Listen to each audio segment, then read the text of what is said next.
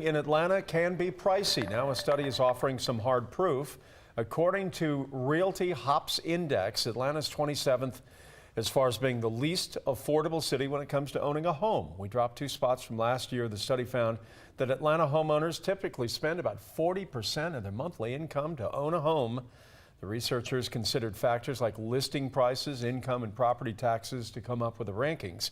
If you're wondering, the study found the least affordable housing market in the United States was Los Angeles.